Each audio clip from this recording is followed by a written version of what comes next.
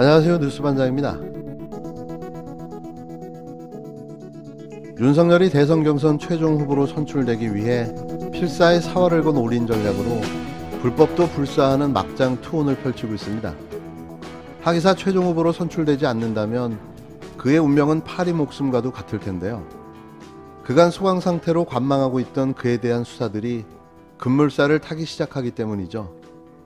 꼴의 대선 후보라고 사정기관들은 대선에 영향을 주는 그 어떤 행위도 자제해 왔는데요.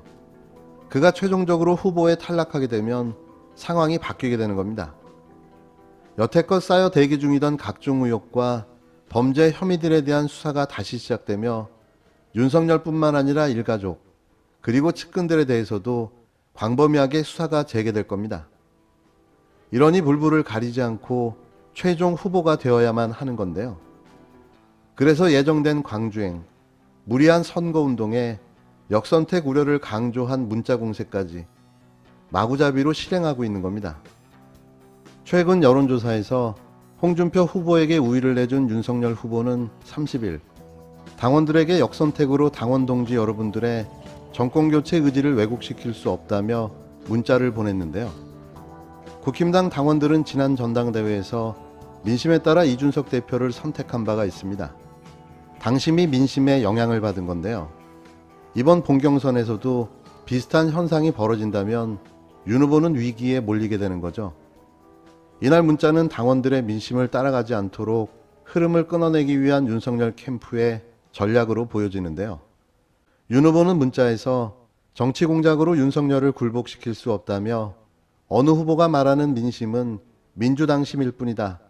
우리의 후보를 민주당이 결정하게 해서는 안 된다고 강조했습니다. 그는 어떤 역선택, 어떠한 정치 공작도 윤석열과 당원 동지 여러분들의 정권교체, 대한민국 바로 세우기 열망을 꺾을 수 없다며 윤석열의 승리가 민주당에 가장 뼈아픈 패배를 안겨줄 것이다. 윤석열의 승리가 민주당이 가장 두려워하는 패배다라고 주장했는데요.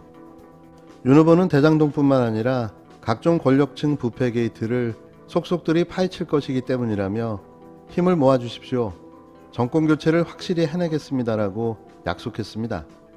그는 이날 문자에서 국힘당 지지층 사이에서 자신과 홍 후보의 지지율, 또 더불어민주당 지지층 사이에서의 자신과 홍 후보의 지지율을 그래프로 만들어 비교했는데요. 그래프에는 특히 홍 후보가 민주당 지지층 사이에서 확실한 우위를 보이고 있다는 점을 강조했습니다.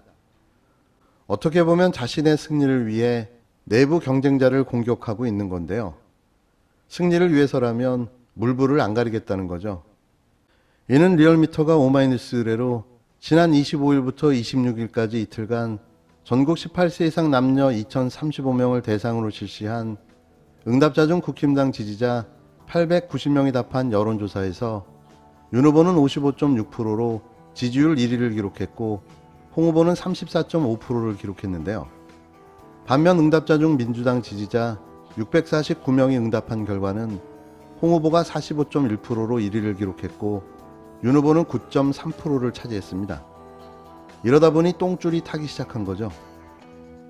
이번 여론조사는 표본오차 95% 신뢰 수준의 플러스 마이너스 2.2%포인트이며 자세한 내용은 중앙선거 여론조사 심의위원회 홈페이지를 참조하시면 됩니다. 그래서 저는 이 상처받은 당원들이 굉장히 많아요. 그래서 저는 이거 정말 진심으로 사과를 해야 된다고 저는 생각합니다. 열심히 투표를 해서 이런 여당의 이런 공작을 우리가 막아내야 된다라고 했고, 위장다운 문제에 대해서는 증거는 없으신 거죠? 증거가 여기 있습니다. 예, 있습니까? 어떤 증거가 있습니까? 아니 여기 지금 우리 국힘 갤러리에도 별의 시간이 저물어 가고 있습니다. 이대로라면 윤석열의 탈락이 기정사실로 굳어지는 모양새인데요. 홍준표 후보보다 윤석열 후보가 더 쉬운 경쟁자라는 평가도 있습니다. 누가 나오든 그 밥의 그 나물이 아닐까 싶은데요. 저희는 원팀으로 제대로 이번 대선을 준비해야 합니다. 차기 정권을 저들에게 넘겨준다고 생각하면 잠도 오지 않습니다. 이런 가운데 윤석열 후보의 지지자들이 윤 후보의 대선 경선 토론회마다 사실상 주술적 의미의 장단을 활용해 그를 응원한 것으로 확인되면서 논란이 커지고 있습니다. 앞서 윤 후보는 국힘당 경선 토론회 과정에서 손바닥에 왕자를 새긴 채 출연해 한 차례 몸살을 앓았는데요. 이번에 또다시 주술 논란이 일면 주술 대통령 후보라는 인식이 각인될 전망입니다. 이거 어떻게 된 겁니까? 열성 할머니, 지지자 할머니가 써주셨다는. 그거를 그냥 응원의 개념으로 대수롭지 않게 생각한 게 제 불찰이었 것으로 제가 그거는 인정하고요. 왕자 부적 그 문제가 홍콩 외신에도 오늘 보도가 됐어요. 그 국제적 망신입니다. 이 잘못한 거죠. 국민들께 하여튼 송구가 오늘은 부적 없죠. 오늘요. 예, 오늘은 없죠. 부적은 뭐 그게 부적이라고 생각을 했으면 제가 알겠습니다. 손바닥에 그러고 다녔겠습니까? 윤 후보님하고 윤 후보님 부인하고 네. 장모님이 이 역술, 네. 이 무속인들 이런 네. 쪽에 굉장히 자주 만납니까? 글쎄 뭐 저는 예. 그런 분들을 예. 잘 안 만나기 부인하고 때문에 윤 후보의 지지자들은 지난 29일 서울 마포구 상암 DDMC 스튜디오 토론회장 앞에서 윤 후보를 응원하는 과정에서 양고장 굿장단을 사용한 것으로 확인됐습니다.